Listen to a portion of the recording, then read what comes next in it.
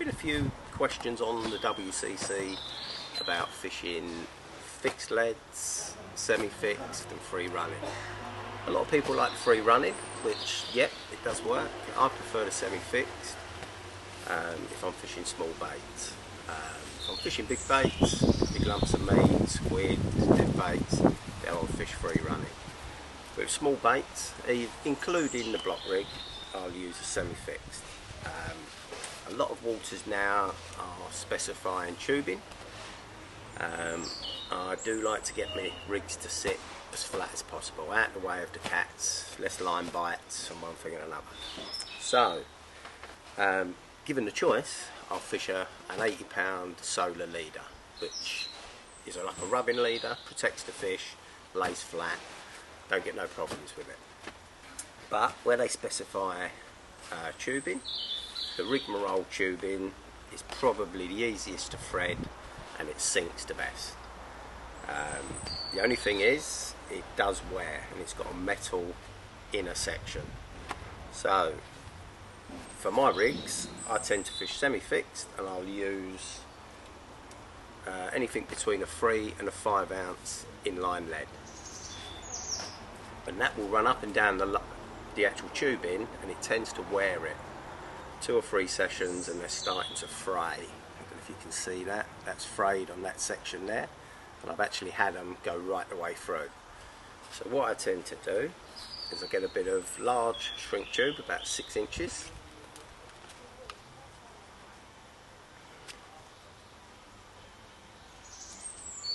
That goes over.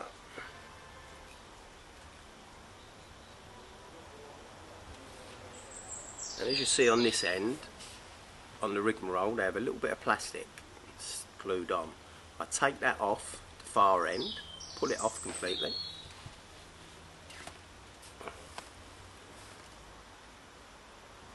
And I replace it, if you can see this, with a tail rubber. And that tail rubber, I cut a little bit off so it gives it a bigger hole there. And that tail rubber gets pushed over in its place, like so, which enables a size 8 swivel,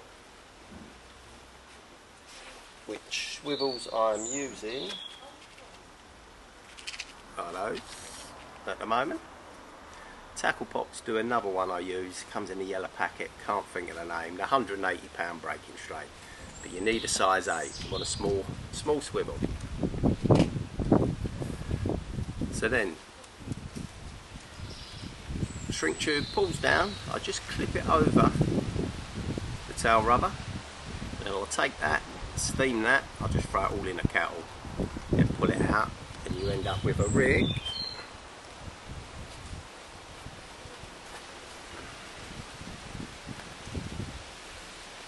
like so. So there's your rigmarole, it's protected about 6 inches.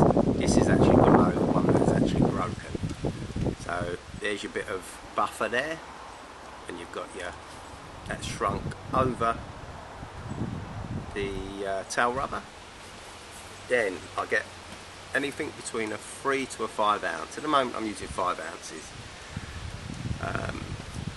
I'm generally fishing more solid spots. If I can't fish a solid spot, then I might drop down my actual lead to a 3.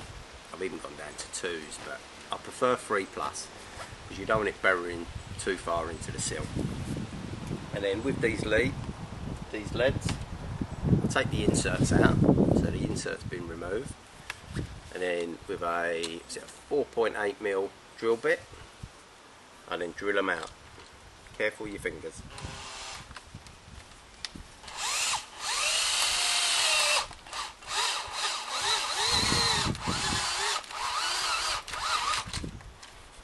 Nearly.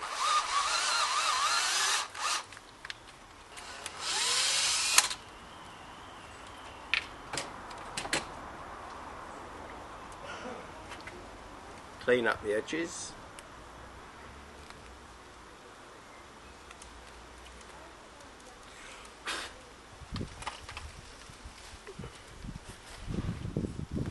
Then that slides down your line.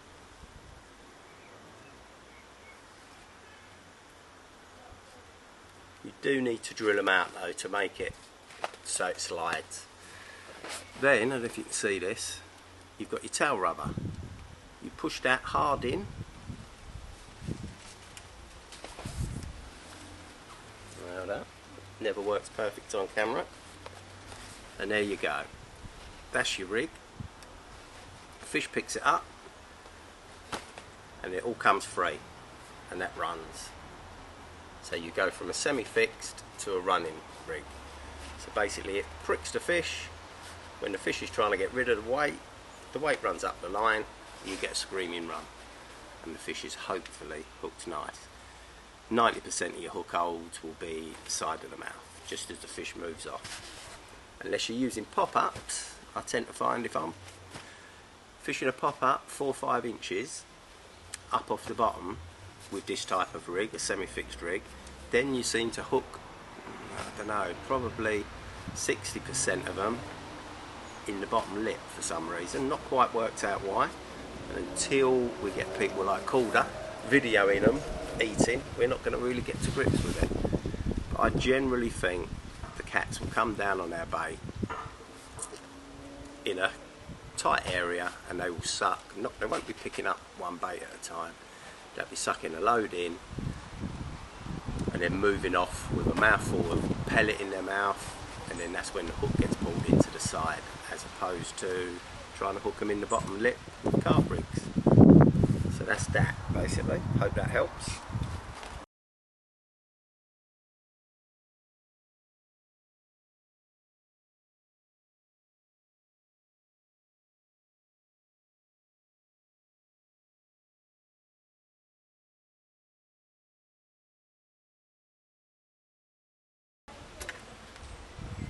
Going to tie a quick block rig, how I'm using them today and what I'm using, and then I'll show you how some of the different blocks react in the tank. Currently using these hooks in a size 4.0 Terra Eustace, nice and strong, a bit bigger than what I was using. I needed a wider gap, so that's what I'm using at the moment, but I do chop and change. So, quick way, size 11, quick change swivel, tied on.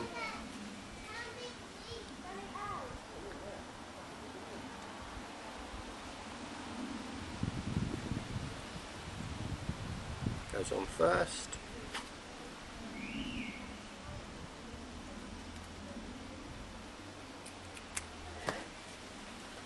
And a size 4.0 hook goes on next.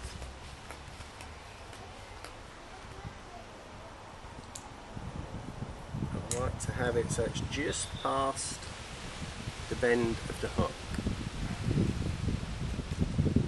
Then knot this knot away from the join in the hook.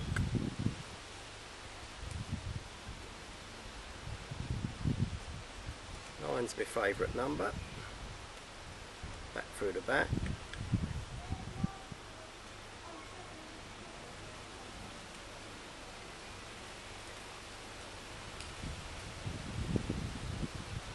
Line it all up. A bit of shrink tube.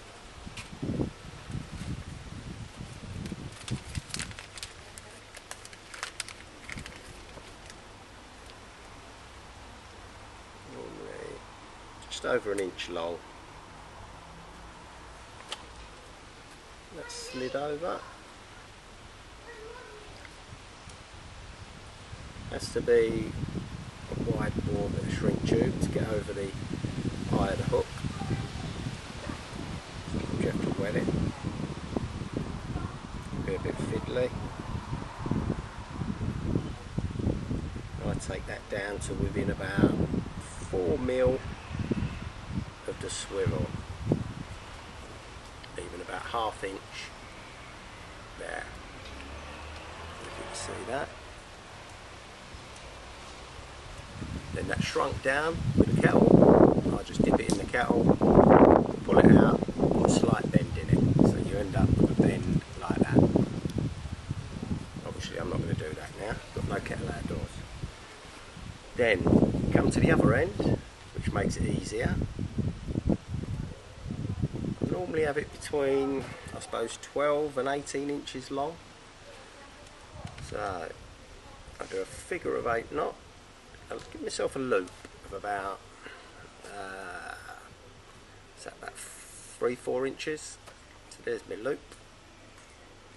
And I'll do a figure of 8 knot twice through.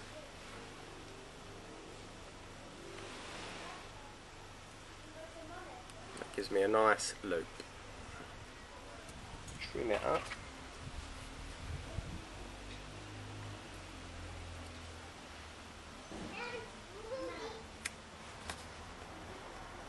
Then I do one more loop right at the end. Just a single granny knot. Then I pull the loop right away, so you've got like a little tag. So that leaves you one big loop and a little loop, if you can see that. So there's the rig we done earlier, semi-fixed with a big 5-ounce lead pushed into the lead and the tail rubber. So push your rigs through there, you have 2 loops, then loop that back through,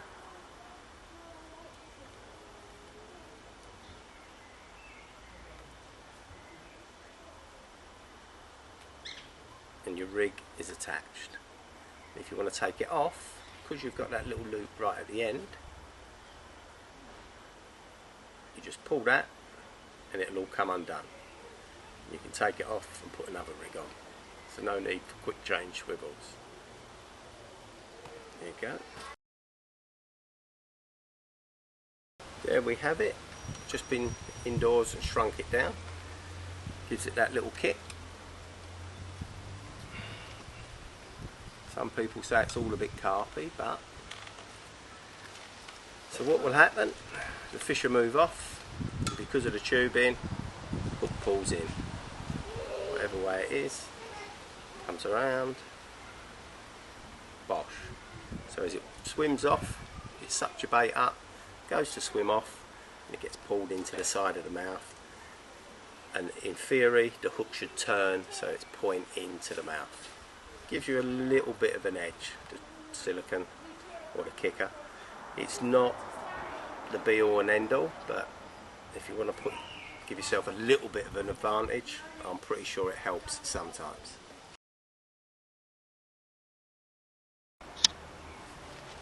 Here's a look at some of the pellet rigs I use with my semi-fixed inline rigs. First one, it's a block rig with an 18mm pop-up by Big Cat. Different makes of pop-ups will have different buoyancy. Big Cat ones are very buoyant, and they've got some nice smells to them, so they're my favourite obviously. This is an 18mm with 6 Big Cat stinky pellets. Now all connected up, drop her in.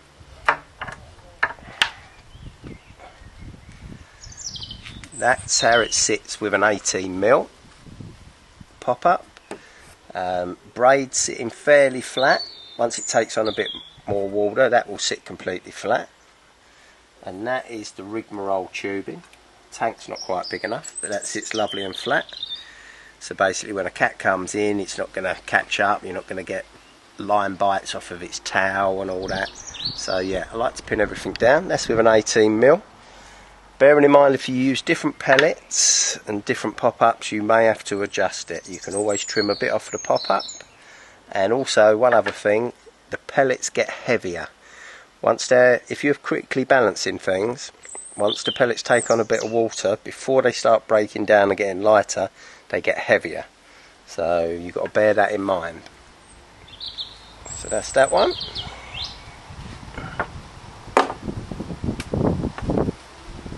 this is another block rig with our 24mm pop-up. Same thing again, really buoyant, and I use a Fox counterbalance weight. That's the Swan Shot. Now it all goes well with the weight of the hook I use. Everything can be different. If you're using different hooks, you're using different pellets or pop-ups, you have to adjust everything. But this is all big cat, so I know the weights and I know what I need to use. And I say that's a Swan Shot one. Dropped in.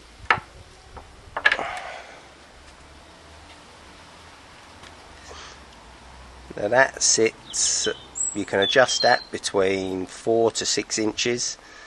I say it will take on weight, probably depends on the temperature. After about two hours, that will gradually sink down. So you've got 2 hours of it popped up, and then it'll just sit there like a snowman. So nice and comfortable on top of any weed. If you're fishing and it's very weedy, or it's really thick silt, fine silt as well, and you want it just sitting above it, or just gradually laying down into it. And this is with a solar leader on the end, which lays nice and flat. And that's how I prefer to fish, with a leader. It's a lot easier to use than the tubing, but a few lakes are insisting on it, so tubing it has to be on those. So that gives you a nice presentation, pop-up or critically balanced like the other one. Then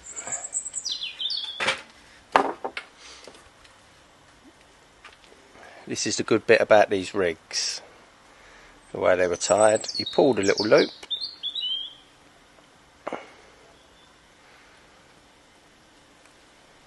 it can be a bit fiddly.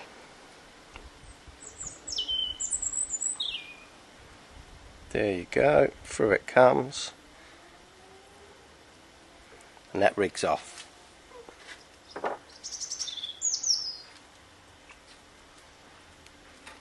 So that way you can have rigs tied up, ready to go, all critically balanced, soaking in your oils.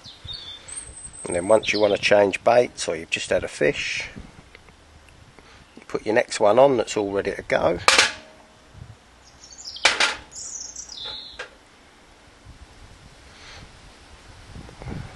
Flip it through. And there you go. It's all ready to go. Click. Make sure it's a bit awkward to do because it's not connected to a rod.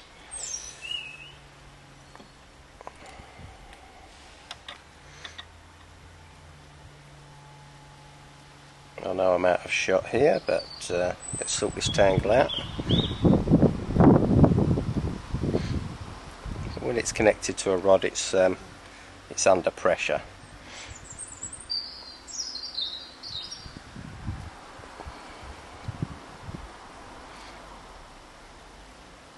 So there you go. Push your lead in like that, so it's stuck. So it gives you your initial bolt, and it pulls out free running, screaming run. And there's the silicone. Not silicone, the shrink tube shrunk down over the rigmarole, and that just protects that bit that gets the buffer in. So there you go. This is a double pellet rig I use. This is with the hook I'm using for this is a Calder curve shank in the double X. It's the heavy one.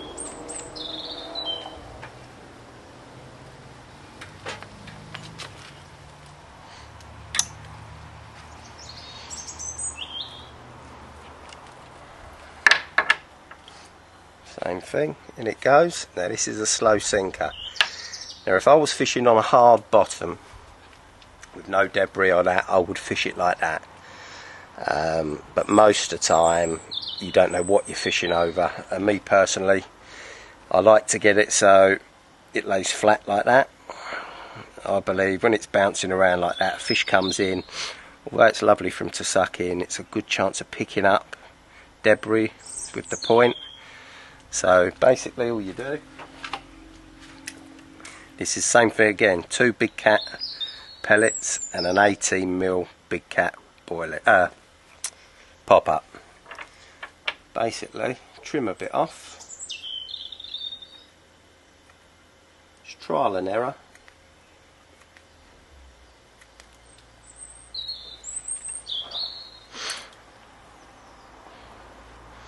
There you go, sitting with the hook laying flat, less chance of it to pick up debris. So you can adjust that.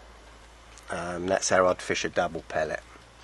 But critically balancing things makes, in my opinion, a big difference, because the cats won't be coming down picking up one.